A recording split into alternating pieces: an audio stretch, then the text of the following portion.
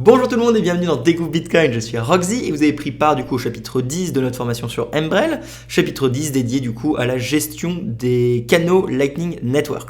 Dans le chapitre précédent, on a créé nos premiers canaux, on va en créer un autre tout de suite au début de cette vidéo, mais surtout ce qui nous intéresse, c'est trois applications, Ride the Lightning, Lightning Terminal et Thunder Hub. Ces trois applications en fait sont des outils pour nous aider à manager notre nœud Lightning et peut-être pas perdre d'argent et surtout espérer en gagner.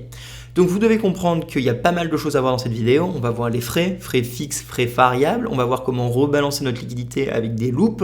On va voir comment fermer des canaux et comment gérer notre sécurité Lightning Network. Donc c'est une vidéo très intense du chapitre et du cours, mais elle est indispensable. J'espère que vous êtes toujours avec moi. Encore une fois, si vous comprenez rien à cette vidéo, c'est pas grave, regardez le crash course sur le Lightning Network. Alors c'est parti, je vais tout de suite me mettre en petit parce qu'on va pas s'embêter. C'est fait. Alors, ce qui nous intéresse du coup, c'est, comme je l'ai dit, les trois applications qu'on a ici. Je vous invite donc à les télécharger.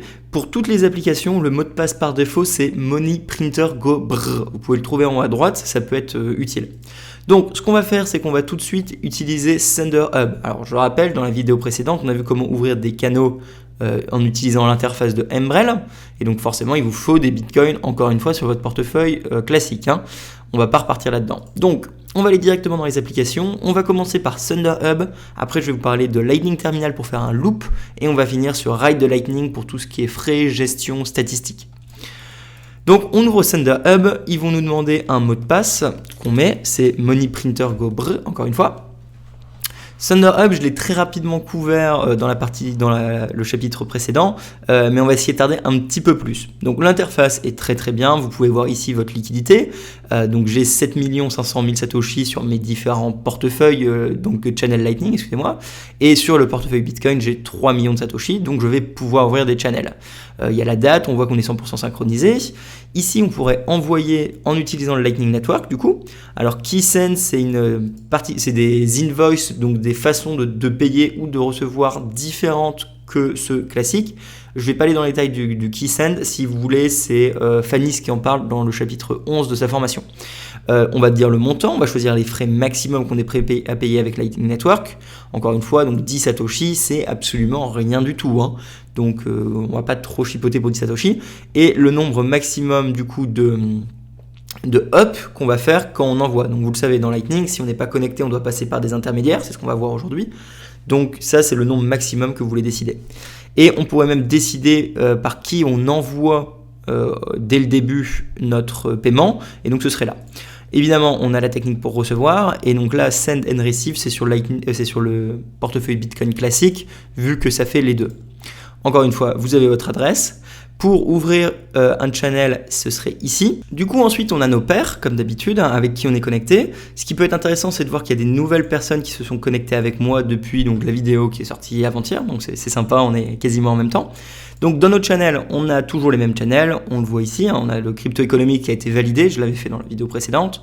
On a toujours notre liquidité à droite et à gauche. Vous voyez que là, elle a même bougé, notre liquidité, entre-temps.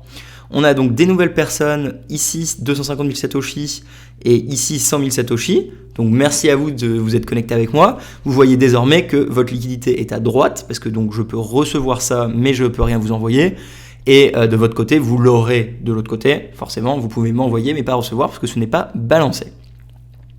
Il y a un système de rebalancing directement dans Thunder Hub. J'en parlerai peut-être dans une autre vidéo, sinon vous pouvez vous amuser vous-même. Ce qui m'intéresse plus, ça va être donc les détails, c'est les détails des nœuds avec les frais. Et donc vous voyez qu'une chose intéressante, là où je n'ai pas modifié mes frais, par exemple avec Crypto Economics, ils sont par défaut 1, 1.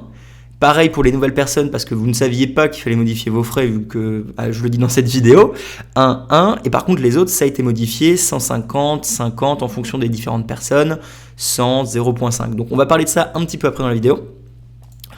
Transactions, on voit donc toutes les choses qui ont été payées, les invoices ou pas, sachant qu'il n'y en a pas forcément. Forward, c'est nos statistiques sur combien de paiements on a routé. Donc vous voyez que par exemple là j'en avais routé 1, puis 16, puis 18, 1, 0, 1. On va le voir exactement à la fin de la vidéo. Enchain, c'est pour voir les outils EXO si besoin et les adresses. Tools, c'est des choses en plus pour faire les backups, etc. Donc c'est important de faire des backups. Statistiques, c'est par rapport à nous, donc à quel point je suis connecté. Donc en 99, c'est-à-dire que je suis très souvent connecté. Les frais, je suis pas forcément le meilleur.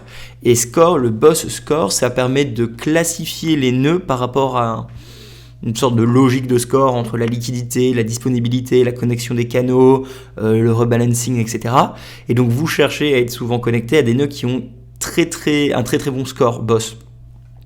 Et donc vous pouvez voir par exemple que là il y a Bitcoin East-Trash, Wallet of Satoshi, avec qui je suis, je pense, connecté. Donc grosso modo ça c'est Thunder Hub, donc ça fait tout. Littéralement vous pouvez ajuster les frais directement donc avec les paires ou les channels. Donc ici ce serait pour fermer la transaction, c'est pas ça qu'on veut faire, ce serait dans Channel. Et Channel ici par exemple avec les nouvelles personnes, pas contre toi évidemment, hein, on pourrait faire Update détail et augmenter les frais. Personnellement, moi, Thunder Hub, je l'utilise pour deux choses, c'est créer mes nouveaux channels et regarder ici ma balance. Donc, on va se limiter à ça pour cette vidéo. Encore une fois, vous pouvez mettre en Bitcoin ou pas en Bitcoin, jour, nuit, comme vous voulez. Je pense personnellement qu'il faut mieux s'habituer à une interface et toujours utiliser la même. Pour cette vidéo, je vais vous montrer les trois, mais sachez que cette interface suffirait pour faire absolument tout, une fois que vous avez compris les logiques, on va dire. La deuxième application que je voudrais vous montrer, du coup, c'est Lightning Terminal. Donc pareil, le mot de passe, c'est Money Printer Go Brr.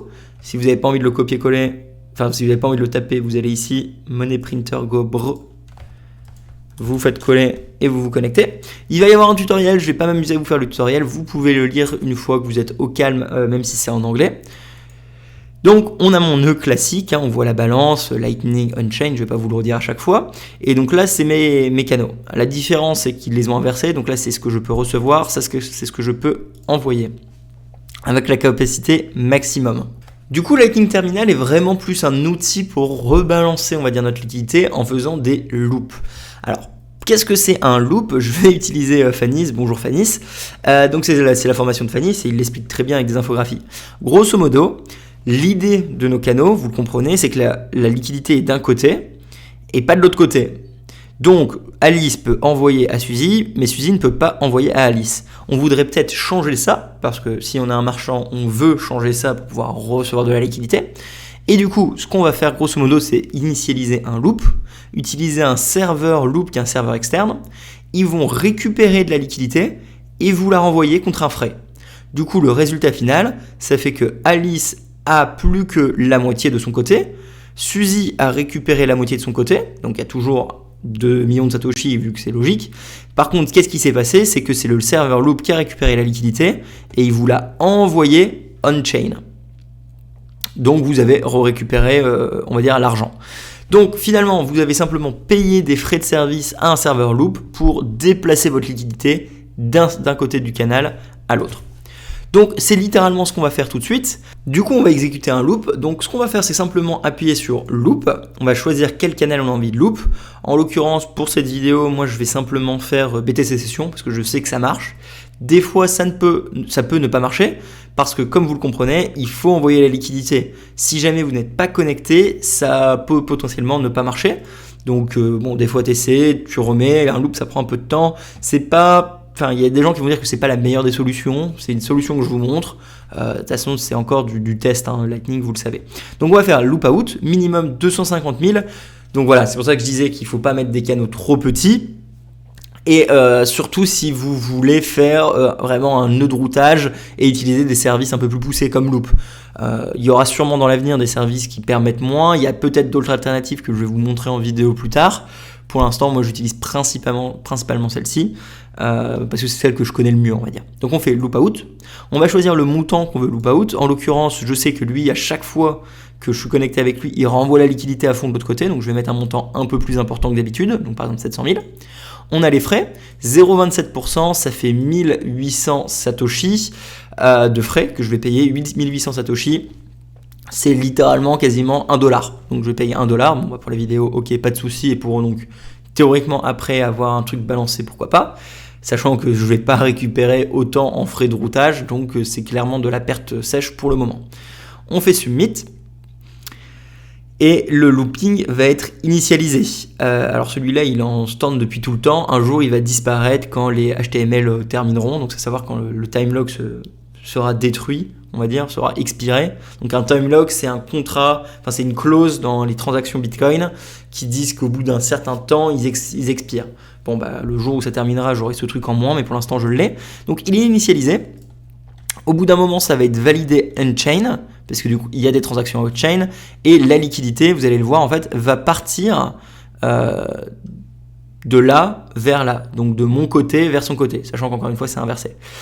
C'est un Atomic Swap Lightning Network Bitcoin, donc c'est trustless, ça veut dire qu'il n'y a pas besoin de confiance, dans le sens où je ne fais pas confiance au serveur Loop, et je ne fais pas confiance à BTP Session pour faire ce service. C'est complètement automatique. Si ça marche pas, ça reviendra à l'état normal. Si ça marche, ce sera exécuté. On va bientôt voir ici qu'il y a 500 000 ou 650 000 Satoshi qui vont disparaître.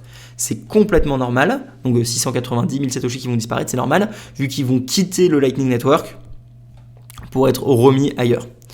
Vous pouvez voir votre historique de loop, et pendant que ça s'exécute, ce que je peux vous parler, c'est Lightning Pool, qui est encore du coup en bêta, et on l'abordera dans une vidéo dans très longtemps, qui est une place de marché de mise en relation de nœuds pour de la liquidité. Donc si vous êtes un marchand et que vous voulez accepter des paiements en Lightning Network, si vous n'avez pas envie de vous emmerder à rebalancer constamment, si vous n'avez pas assez de canaux gros, on va dire, vous ne voulez pas commencer à faire tout ce que j'explique au fur et à mesure, j'espère que c'est clair, hein. Dites-moi si c'est clair parce que on commence à faire des trucs poussés.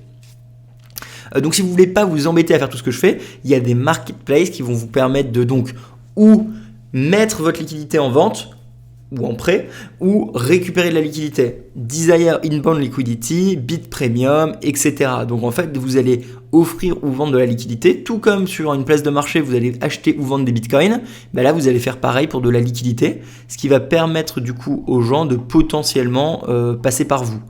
C'est très innovant et nouveau, donc je vais peut-être pas vous en parler tout de suite. On va juste continuer la vidéo. Je le laisse tourner, évidemment. Je reviendrai quand ce sera exécuté dans un petit temps, sachant que la même pool, du coup, comme je disais, bon, ça va, elle est pas trop pleine. J'ai peur en fait que le prix de Bitcoin explose.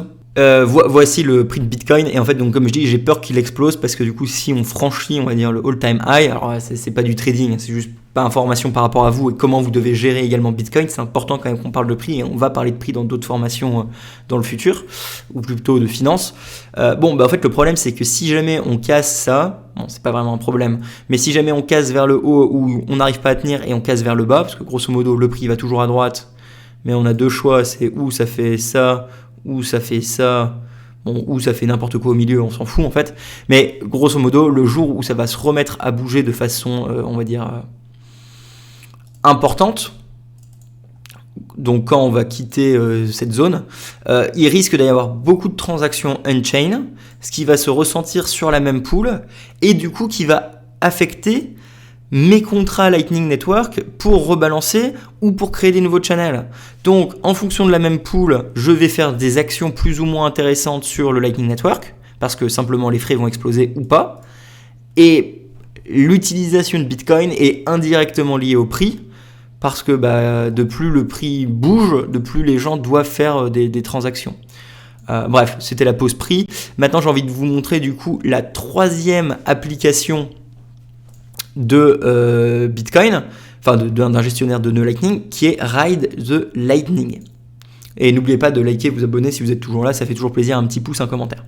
Donc on va appuyer sur Open, il y a un mot de passe. En l'occurrence, j'ai modifié mon mot de passe à l'origine, donc j'ai besoin de mon mot de passe sur mon gestionnaire de mot de passe, bougez pas. Hop, donc on s'est connecté, et là c'est donc toujours le même système, hein, c'est toujours les mêmes informations vu que c'est toujours le même nœud. Donc là c'est mon identifiant qu'on changera dans la vidéo d'après, inbound liquidity, donc ce que je peux recevoir, outbound ce que je peux envoyer. Je pense que vous avez quand même compris le système désormais.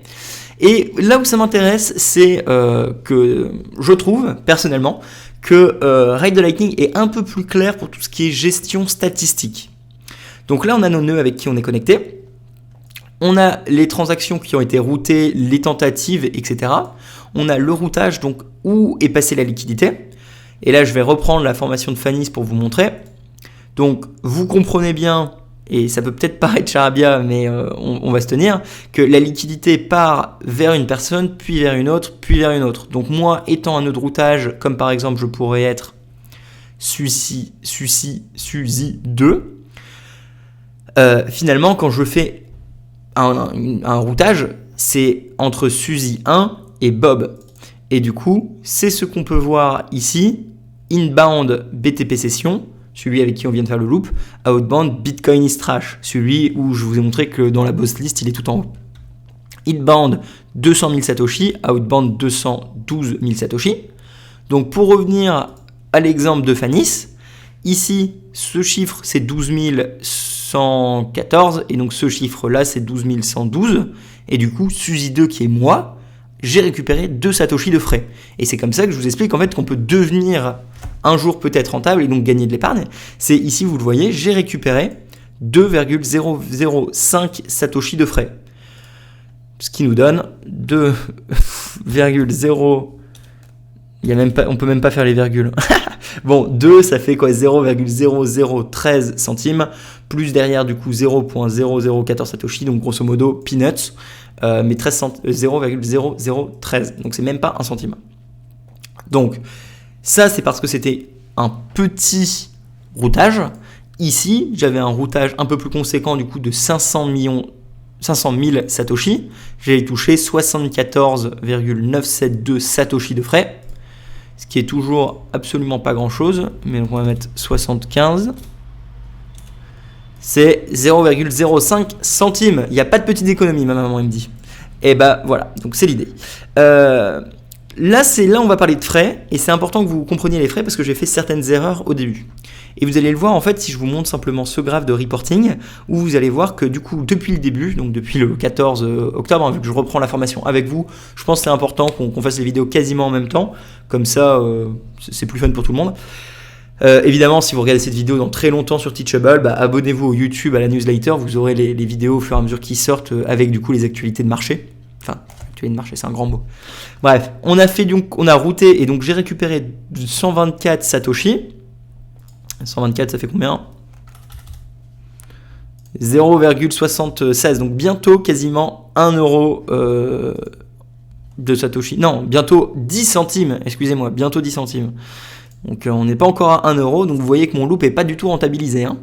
Et on voit ce que j'ai routé. Donc la première fois, j'ai routé 14 choses et j'ai touché 15 Satoshi de frais. Après 18 et j'ai touché 20 frais. J'ai changé ensuite ma logique de frais, je vais vous en parler juste après. Et donc là, j'ai routé 3 fois et j'ai touché 3 Satoshi de frais. Ici, j'ai routé 2 fois, mais j'ai touché 80 Satoshi de frais. Vous voyez du coup la différence, en fait. Donc beaucoup moins de routage, beaucoup plus de frais, même si c'est des petits montants. Le 18, absolument 0. Et là, le 19, 1, où j'ai touché du coup 2 Satoshi.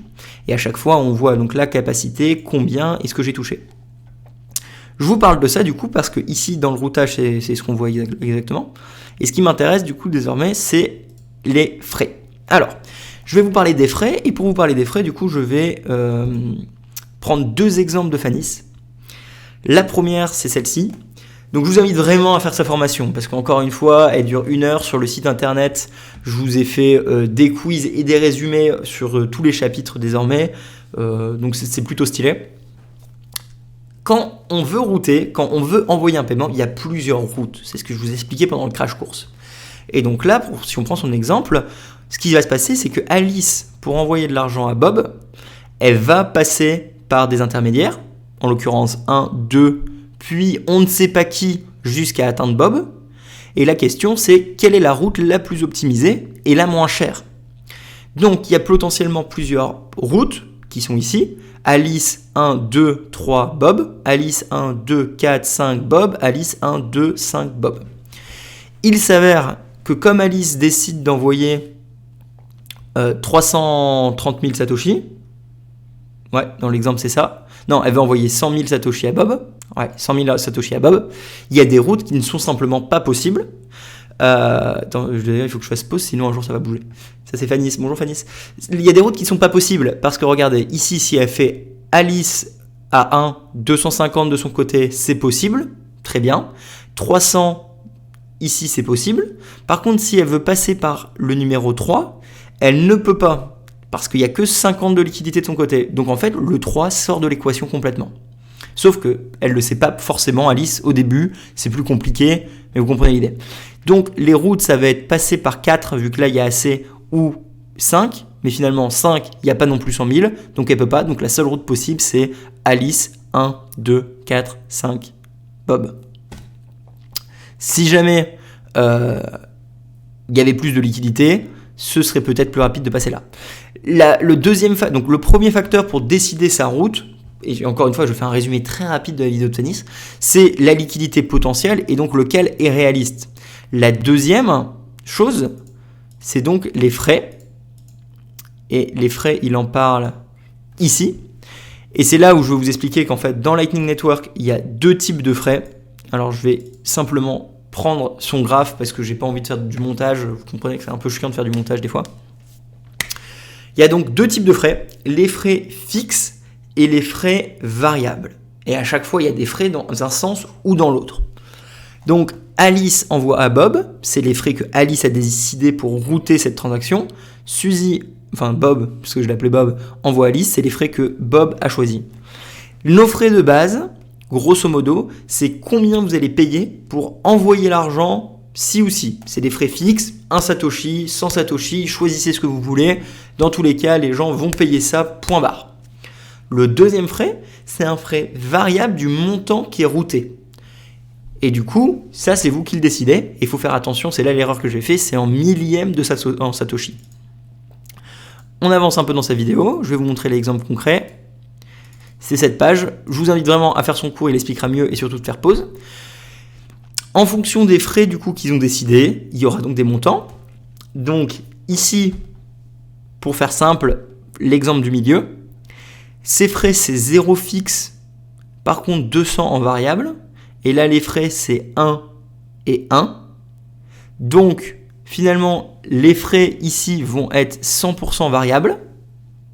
Et là, les frais vont être variables plus fixes. Vous allez le comprendre avec simplement moi, parce que c'est aussi clair. Ici, dans le reporting, quand j'ai routé une transaction, on va dire, dans le passé, par exemple, on va dire cette transaction, on va faire une transaction qui tombe tout rond. Cette transaction-là, pour vous donner une idée, mes frais étaient donc de 1,1, à savoir le défaut. La même chose que du coup les nouvelles personnes qui se sont connectées avec moi ont. Pourquoi c'est 1,1 et comment on peut l'être sûr ? Simplement parce que j'ai routé 1 Satoshi, qui est le frais de base pour avoir fait le service, plus 1% d'un millième de Satoshi, à savoir 0,48. Donc comme il a envoyé 48 000, moi j'ai touché 1 de base, plus 0,001% de 48 000, donc 1,048 Satoshi. Ce qui s'est passé en fait, c'est que j'avais oublié de changer les frais, parce que je n'avais pas compris encore bien ce mécanisme de variable, et ça m'a coûté, ça m'a pas coûté grand chose, ça m'a fait du manque à gagner, parce que du coup, ma variante, elle était de rien du tout, je veux dire 0,00, enfin, vous comprenez que c'est rien du tout. Par contre, si on regarde un petit peu plus haut, ou récemment, je ne sais pas si je suis au plus récent, on va dire ici, là j'avais changé mes frais, et j'avais mis une variable qui était du coup non plus 1, mais 150. Donc comme on parle en millième de Satoshi, on n'est plus à 0,0001, on est à 0,015. S'il manque un 0, vous comprendrez. Et du coup, si on regarde cet exemple concret maintenant, ici j'ai routé 100 000 Satoshi, 1 Satoshi de frais de base, que vous avez ici, j'agrandirai pour vous si vous voulez au montage. Et par contre, 100 000 Satoshi, je touche du coup 10 Satoshi de frais de routage en variable. Voilà, vous comprenez ?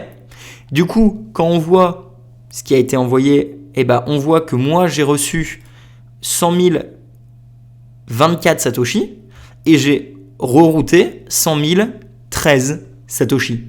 J'ai bien touché 11 Satoshi de frais. Pour un montant un peu plus important du coup entre BTP Session et Preston, quasiment 500 000 Satoshi. J'ai touché 74 Satoshi, dont 1% 1 Satoshi de base, et 60, donc 13,02 972 Satoshi en variant. Si on regarde les infos ici, on voit quand est-ce que ça s'est passé, on voit combien j'ai reçu, combien j'ai envoyé, combien j'ai touché, qui me l'a envoyé, l'ID du coup de cette chose, à qui j'ai envoyé, l'ID de cette chose en sortant. Et moi, je fais pas énormément de transactions, mais le jour où du coup, il y a beaucoup de trafic, vous imaginez bien, et je vois des exemples concrets dans l'industrie assez régulièrement, que les gens, ils n'ont pas une ou deux transactions, ils ont genre 100 transactions routées, et ils touchent donc des milliers de Satoshi chaque jour. Des milliers de Satoshi, peut-être des millions pour les plus gros, leur permet d'amortir les coûts de rebalancing si nécessaire. Ok, donc ce que je vais vous montrer maintenant, c'est comment modifier les frais. J'imagine que c'est ça qui vous intéresse, hein. Maintenant que vous vous êtes dit « Oh putain, j'ai fait une erreur », c'est pas contre vous, bien sûr. Donc, quand on est ici, on fait Action, Update Fee Policy, mettre à jour les politiques de frais. Et du coup, on peut choisir, encore une fois, la base fee, c'est les 1 Satoshi en défaut. Comme c'est en millième de Satoshi, c'est 1000 pour 1 Satoshi. Les fee rates, pareil, en millième de Satoshi. Donc, à la base, c'était 1, ce qui fait 0,0001. C'est ce que je vous ai expliqué plusieurs fois déjà. Je me répète, mais c'est vraiment important parce que sinon, en fait, vous allez vous faire voler votre liquidité et vous n'allez pas comprendre pourquoi. En l'occurrence, on veut un truc un peu plus conséquent. Ça varie entre 100 et 300, pour être honnête. Après avoir parlé avec beaucoup de personnes de l'industrie, ça varie entre 100 et 300 en fonction de avec qui vous êtes connecté et comment vous voulez que ça passe ou ça passe pas. Donc moi j'ai mis 150 et je suis en train de faire des tests. D'ailleurs pour info, je tiens un journal de bord Lightning Network où j'explique rapidement dans des petites vidéos de 1 minute mes modifications et je sais pas ce que je vais faire de tous ces footages. Peut-être qu'une fois par mois je vous mettrai mon journal de bord Lightning Network de tel mois. On avisera.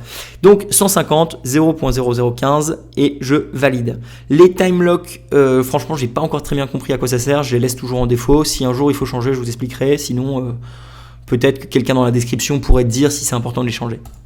On update.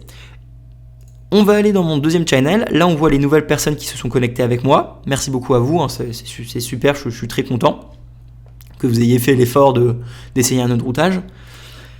Update Fee Policy, je vais donc les augmenter parce que sinon, en soi, mais avec eux, comme je suis sympa avec vous, on va mettre genre 50 et donc pas 150. Update.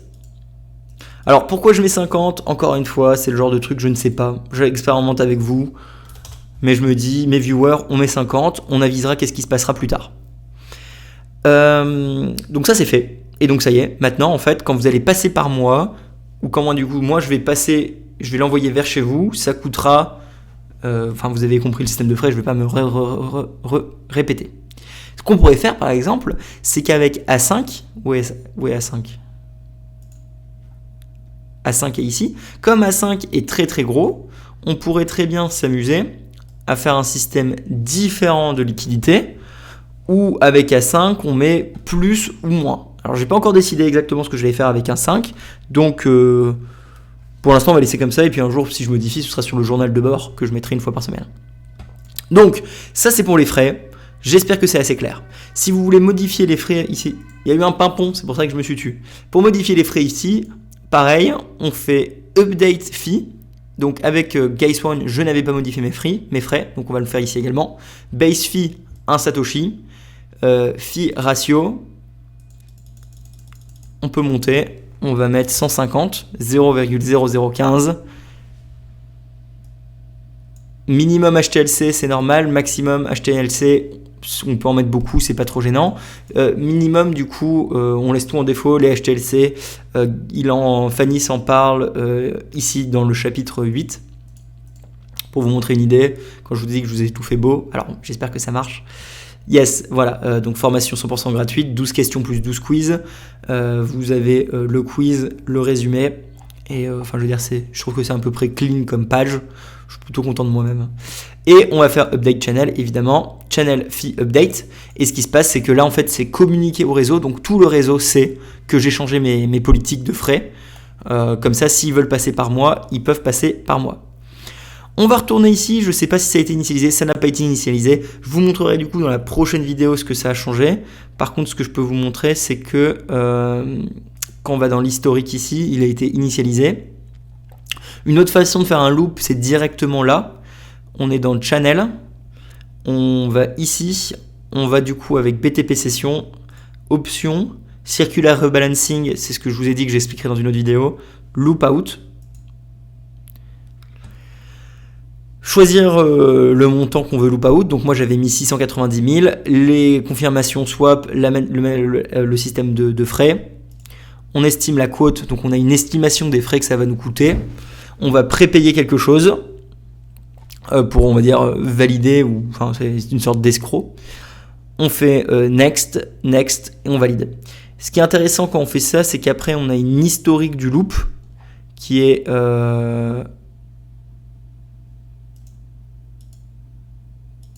ici, donc service loop, loop in, loop out. Donc il y en a qui ont raté, hein, et du coup on a une historique. Alors je préfère, et maintenant, à part pour cette vidéo, parce que j'ai fait la démonstration de Lightning Terminal, je préfère en règle générale toujours utiliser Write the Lightning et Thunder Hub. Thunder Hub pour ouvrir et regarder ça, Write the Lightning pour avoir mon graphe rapport et ajuster les frais et faire les loop out. Je trouve que c'est plus clair parce qu'en fait on a vraiment un suivi ici avec les détails et je trouve ça plutôt cool. J'ai tout dit par rapport à ce qui était frais, rebalancing, faire attention, trouver sa route, liquidité. Encore une fois, je vous avais prévenu que c'était une vidéo plutôt intense. La dernière chose que je dois vous dire, c'est par rapport du coup à la sécurité. Et donc ce sera à deux endroits différents. Tout d'abord ici, assurez-vous que quand vous êtes là, vous avez bien automatiquement fait le backup des channels et vous pouvez le télécharger assez régulièrement. En gros, vous devez comprendre qu'avec la clé privée de Umbrel, donc la liste des 24 mots, ça ne suffit pas pour récupérer les bitcoins qui sont sur Lightning Network, parce que c'est un système différent de sécurité. Donc deux règles de base, enfin il y a plein de règles de base, mais nouvelle règle de base que je dois vous expliquer. Ne mettez pas trop d'argent sur Lightning Network si vous ne comprenez pas ce que vous faites. Il va falloir créer un système de backup de channel et potentiellement vous allez devoir utiliser des watchtowers. Alors les watchtowers on le traitera dans une autre vidéo parce que même moi j'ai pas encore mis en place la mienne. Ce que je peux vous inviter à faire, c'est que sur le site, encore une fois, Lightning Network, vous allez dans la section sécurité et là il y a une vidéo de John Unchained qui vous explique le système des watchtowers. Donc si ça vous intéresse, vous pouvez la regarder. Ça peut être très intéressant pour comprendre qu'est-ce qui se passe, qu'est-ce que les gens font, etc. Alors c'est beaucoup plus tech, mais si vous l'écoutez, vous allez comprendre. Sinon, je vous ai mis des ressources pour vous-même en utiliser. Et je vous ai mis également différents threads de sécurité de John Unchained, si jamais ça vous intéresse. Encore une fois, ce n'est pas pour tout le monde, j'en suis conscient. C'est vraiment pour ceux qui veulent apprendre, devenir professionnels. Il y a peut-être des gestionnaires de fonds, des start-upers ici qui veulent se lancer. Je vous mets les ressources. Moi-même, j'explorerai ça dans une autre vidéo. Le dernier truc que je dois dire avant du coup de fermer cette vidéo, c'est le système de fermeture de channel. Donc, imaginons avec OpenNode, j'ai envie de fermer ce channel. Je vais aller dans Close Channel, donc je clique dessus, Update Fee, il y a plein d'informations, Close Channel. J'ai différents types de fermetures de channel, comme Fanny s'en parle dans un chapitre. Il y a les fermetures coopératives, où les deux personnes se mettent d'accord pour fermer le channel. On arrête tout le trafic, on attend un certain temps, on ferme, on choisit les frais ensemble, c'est facile, c'est propre, c'est rapide, il n'y a pas de frais, c'est ce que vous voulez. Sauf que des fois, c'est pas possible parce que la personne ne répond pas, tout simplement, ou parce que vous voulez forcer la fermeture du channel. C'est le deuxième type de fermeture. Dans ce cas, vous faites force close. Vous voyez du coup qu'il n'y a pas de système de frais, simplement parce qu'en fait, ça a été prédécidé la dernière fois à la création du channel et la dernière fois qu'il y a eu des frais. Donc, vous allez payer 5 fois plus de frais que le prix du marché au moment où ça a été initialisé. Et du coup, c'est le bordel, pour faire simple pour vous. Donc, force close, ça prend du temps et on veut éviter. Alors que quand on fait une fermeture en coopératif, il y a les frais qui peuvent être décidés entre nous, donc on peut prendre des frais pas chers.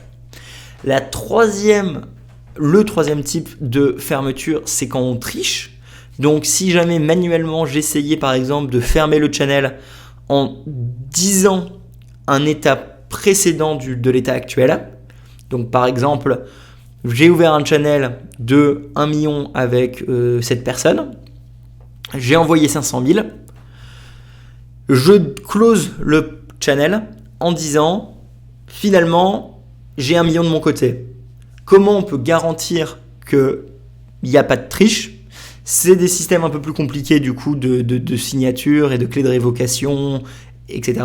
Je ne vais pas rentrer dans les détails techniques, mais grosso modo, dans ce genre de cas de fermeture, l'autre personne, donc la personne à qui j'essaie de voler les 500 000 Satoshi, peut doubler mon arnaque parce que je suis bloqué dans le temps avec un time lock. Donc en gros, je ne peux pas prendre l'argent tout de suite, je dois attendre un certain temps avant de pouvoir récupérer l'argent frauduleusement. Pendant ce laps de temps, la personne que j'essaie de voler peut me doubler et me voler moi. Et ça, c'est la troisième façon de fermer un canal. Donc si je triche, simplement, la personne que j'essaie de frauder peut me doubler, fermer le channel avant, voler mes fonds. Mais finalement, c'est simplement une punition parce que c'est moi qui ai essayé de le voler dans un premier temps. C'est les 3 types de fermeture. Je vous invite à toujours essayer d'avoir du coopératif, mais ce n'est pas toujours possible. Dans ce cas, c'est force close. Et si vous n'essayez pas de tricher, vous n'avez pas besoin de la triche, mais sachez que voilà, on va dire c'est une notion importante à quand même connaître, tout simplement. Et c'est là où le système de Watchtower peut rentrer en compte si vous avez beaucoup de liquidités. Je pense avoir dit tout ce que je voulais sur ce thème.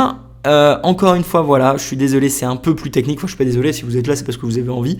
Mais voilà, vous avez compris du coup pour un récap, et je vais me mettre en grand, comme ça je pourrais faire du montage. Même si c'est plus de taf.